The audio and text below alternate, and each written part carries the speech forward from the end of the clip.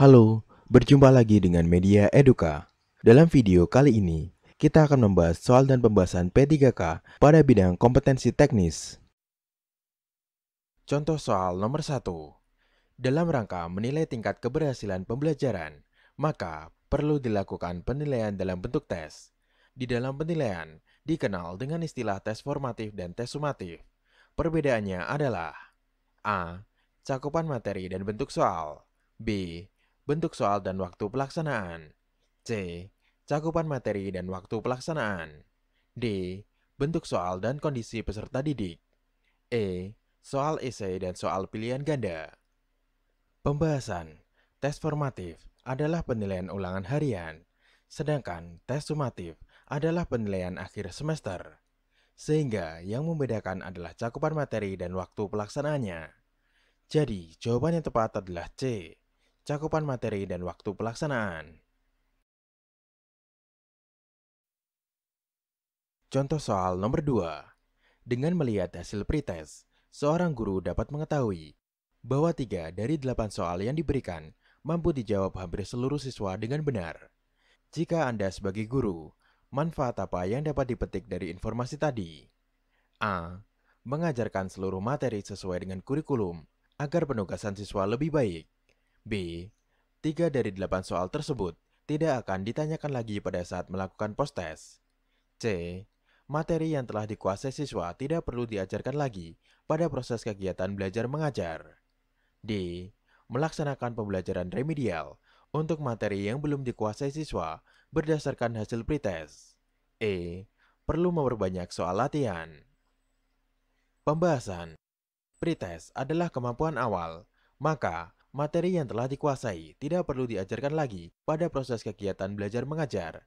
Karena waktu untuk mengerjakan materi yang 3 soal tadi dapat digunakan untuk memperdalam materi lain. Jadi, jawaban yang tepat adalah C. Materi yang telah dikuasai siswa tidak perlu diajarkan lagi pada proses kegiatan belajar mengajar.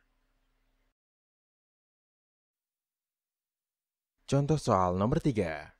Untuk mencegah terjadinya jawaban siswa yang sangat beragam, jenis tes uraian yang paling tepat digunakan adalah A. Tes uraian bebas. B. Tes uraian terbatas. C. Yang sederhana. D. Yang sangat kompleks. E. Tes uraian singkat. Pembahasan. Uraian terbatas atau terstruktur merupakan soal yang disusun tidak mengembang, tetapi lebih terarah dan terbatas, sehingga ada batasan jawaban. Walaupun kalimat jawaban peserta didik itu beraneka ragam, tetapi harus ada pokok-pokok penting yang terdapat dalam sistematika jawabannya, sesuai dengan batas-batas yang telah ditentukan dan dikehendaki dalam soalnya. Maka, yang paling penting dan harus diperhatikan, yaitu sistematika jawabannya. Jadi, jawaban yang tepat adalah B. Tes uraian terbatas. Contoh soal nomor 4. Berdasarkan hasil tes, para siswa dikelompokkan menjadi beberapa kelas sesuai dengan tingkat IQ-nya. Dilihat dari fungsinya, maka tes tersebut termasuk pada jenis tes. A. Seleksi. B. Penempatan. C. Protes post-tes. D. Diagnostik. E. Ujian akhir. Pembahasan. Tes penempatan adalah suatu jenis tes yang bertujuan menempatkan atau mengelompokkan siswa sesuai dengan kemampuannya. Hal ini didasari pemikiran bahwa setiap siswa tidak memiliki kecepatan belajar yang sama. Jika mereka disatukan dalam satu kelas, maka akan terjadi kesulitan dalam mengajar mereka. Jadi, jawaban yang tepat adalah B. Penempatan. Contoh soal nomor 5. Berikut ini merupakan faktor-faktor yang perlu diperhatikan dalam pengembangan kisi-kisi tes uraian kecuali A. Penentuan alokasi waktu. B. Penentuan pokok bahasan. C. Penentuan indikator atau tujuan. D. Pendistribusian butir soal. E. Penentuan kisi-kisi soal. Pembahasan. Faktor yang tidak perlu dalam pengembangan kisi-kisi tes uraian adalah penentuan indikator atau tujuan. Karena indikator atau tujuan sudah dikembangkan pada saat pembuatan RPP. Jadi, jawaban yang tepat adalah C. Penentuan indikator atau tujuan. Contoh soal nomor 6. Salah satu indikator yang dapat menunjukkan kualitas butir tes uraian yang baik adalah A. Menuntut jawaban berupa ungkapan pendapat siswa. B. Menuntut jawaban berupa fakta-fakta yang sebenarnya. C. Ditulis dalam bahasa Indonesia yang baik dan benar. D. Ditulis oleh guru yang mengajar di kelas. E. Ditulis oleh kepala sekolah. Pembahasan. Soal bentuk uraian yang baik adalah yang mampu mengukur tingkat berpikir tinggi. Ungkapan pendapat adalah tingkat berpikir tinggi. Jadi, jawaban yang tepat adalah A. Menuntut jawaban berupa ungkapan pendapat siswa.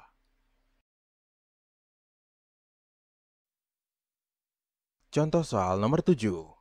Manakah cara paling efektif dan bermakna dalam mengkomunikasikan hasil penilaian harian atau capaian sementara kepada siswa dan orang tua?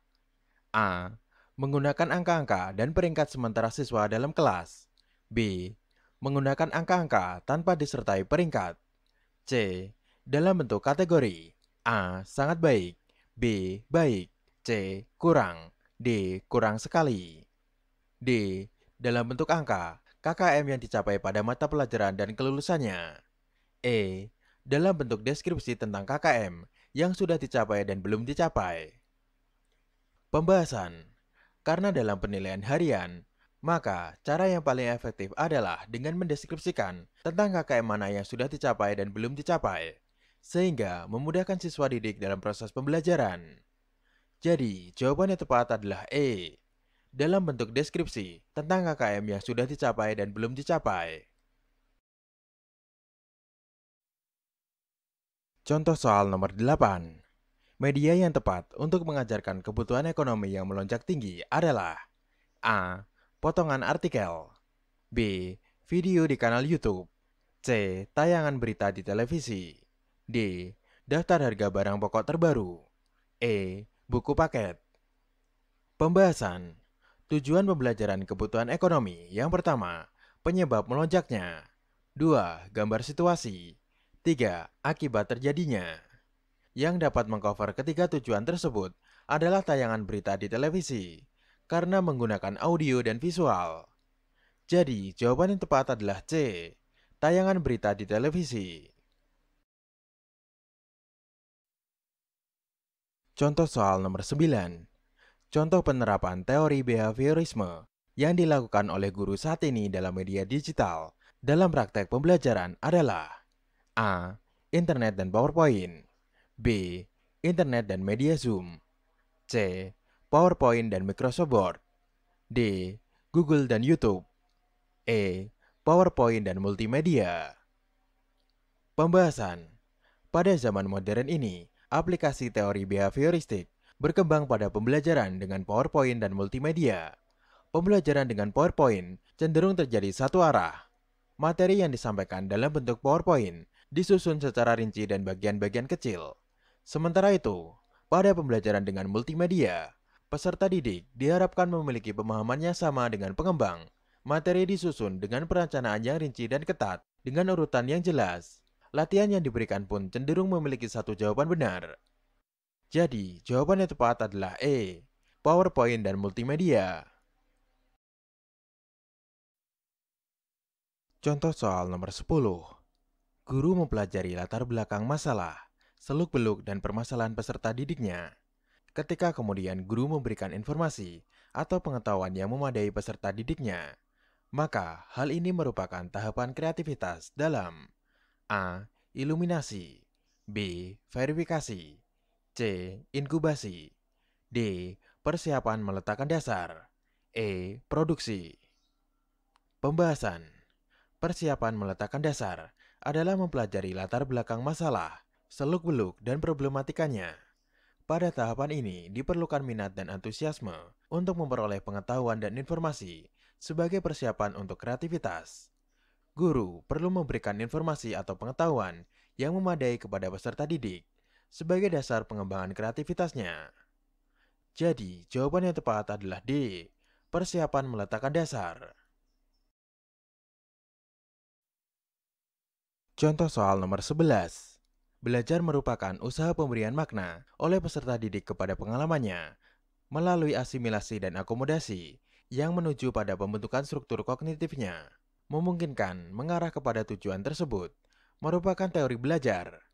A. Konstruktivisme. B. Humanisme. C. Behaviorisme. D. Sibernetik. E. Kognitivisme. Pembahasan. Belajar menurut konstruktivisme adalah suatu proses mengasimilasikan dan mengaitkan pengalaman atau pelajaran yang dipelajari dengan pengertian yang sudah dimilikinya, sehingga pengetahuannya dapat dikembangkan. Jadi, jawaban yang tepat adalah A. Konstruktivisme. Contoh soal nomor 12. Apabila peserta didik belum siap untuk melakukan keterampilan berpikir tingkat tinggi, maka strategi yang dilakukan guru adalah A. Mengidentifikasi peserta didik, baik yang sudah siap maupun yang belum siap, untuk mengikuti pembelajaran dengan proses berpikir tingkat tinggi. B. Tetap melakukan kegiatan pembelajaran dengan keterampilan berpikir tingkat tinggi, dengan meminta peserta didik untuk fokus. C. Membentuk kelompok peserta didik dengan kemampuan yang heterogen dalam proses pembelajaran. D.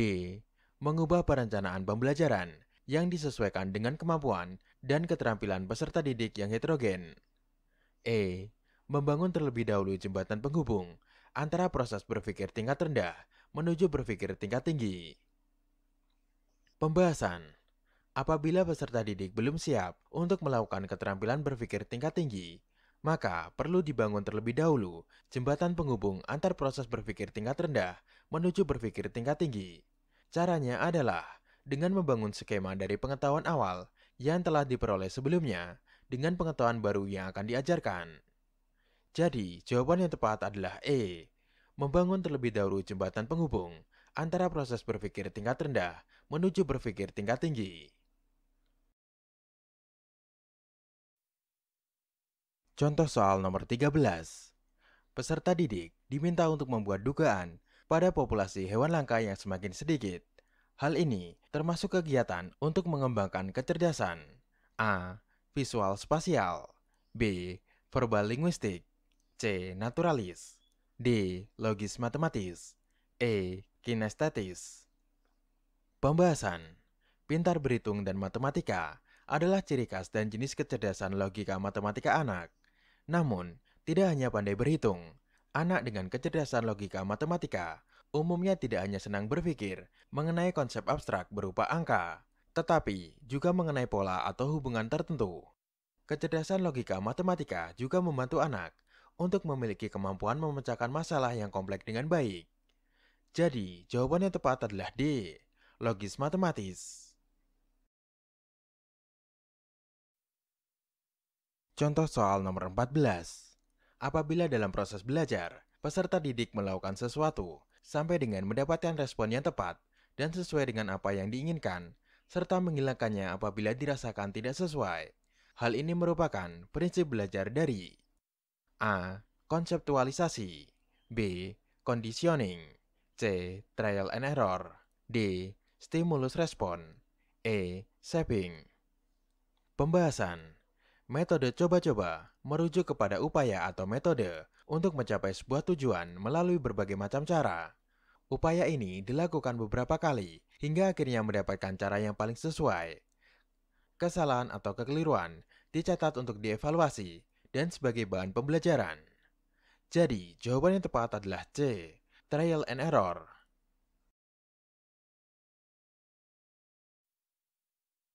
Contoh soal nomor 15. Ada banyak model pembelajaran yang dapat digunakan dalam mengimplementasikan pendekatan saintifik. Satu di antaranya adalah model pembelajaran kooperatif atau cooperative learning.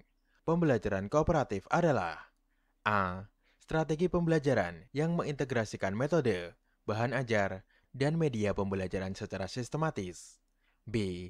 Strategi pembelajaran yang terstruktur secara sistematis, di mana siswa bekerja sama dalam kelompok-kelompok kecil. C. Strategi pembelajaran yang menyajikan situasi permasalahan kepada siswa dan dapat berfungsi sebagai batu loncatan dalam penyelidikan. D. Strategi pembelajaran individual yang terstruktur secara sistematis, di mana siswa bekerja masing-masing. E. Strategi pembelajaran yang melibatkan perilaku koreksi diri. Pembahasan. Model pembelajaran kooperatif adalah model pembelajaran yang mengutamakan eksistensi kelompok. Setiap siswa dalam kelompok memiliki tingkat kemampuan yang berbeda, tinggi, sedang, dan rendah. Dan jika mungkin, anggota kelompok berasal dari ras, budaya, suku yang berbeda, dan memperhatikan kesetaraan gender.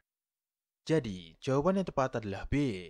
Strategi pembelajaran yang terstruktur secara sistematis, di mana siswa bekerja sama dalam kelompok-kelompok kecil. Terima kasih telah menonton video Media Eduka. Semoga bermanfaat. Jangan lupa untuk like, komen, share, dan subscribe.